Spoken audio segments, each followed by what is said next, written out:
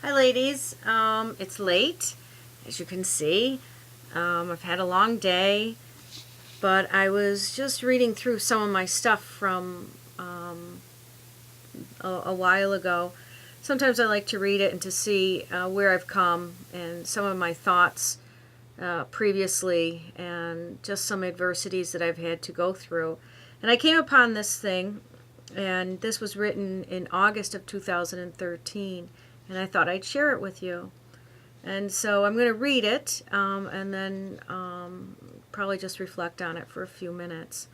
And this is what I've asked you to do, is to capture some of your thoughts or your challenges or anything like that in your dreaming journal.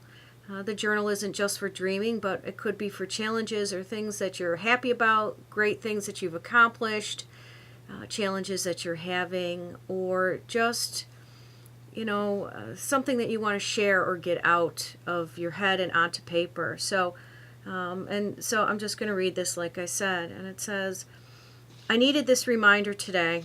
Life can be harsh. There's cruelty within our corporate structure that pays no attention to the human essence. There are choices made for the benefit of others, all for the right reasons, and yet it plummets you onto a path of seemingly no return. Life is about choices. Yes, I know very well this to be true. Take the road that provides the quick and easy answer, also I'm told. My circumstance is a direct result of my choices. This I know too.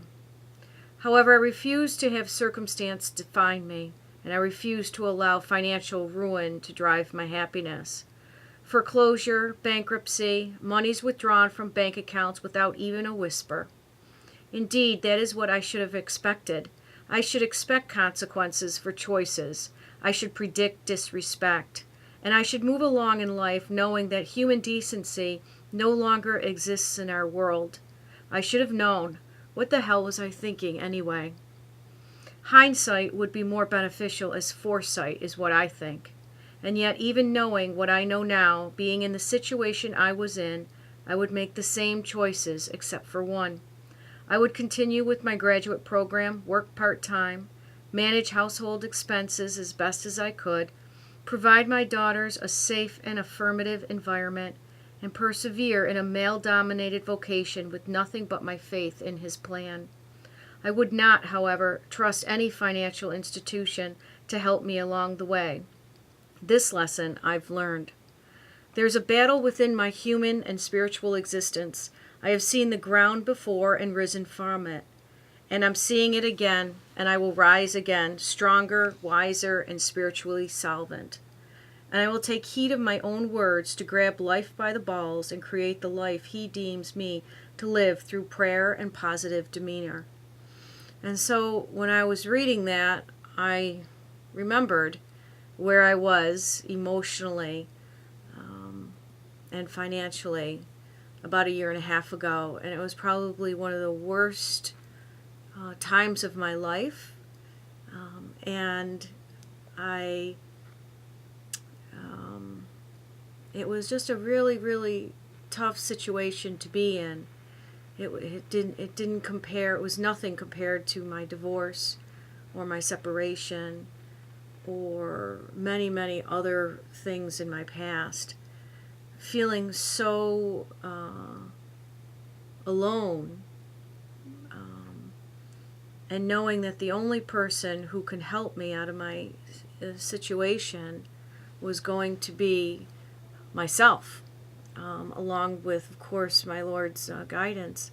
But I knew that the only person who I could really depend on and who was going to carry me through was going to be me. You ask me for inspirational type, motivational type videos. So I'm trying to use my experience, my life experiences, and trying to relate them and to share them, relate them to your experiences that you're going through now, and to share them with you so that you know that it can be overcome. Many, many adversities in our lives can be overcome. And about a year and a half ago, there was a time where I had nothing, not even a penny to my name. and but I persevered, and I made it through, and I learned, and I made lots of mistakes, and I was a product of my environment. I was a product of my choices, and I made some choices that I knew I was going to have negative ramifications for.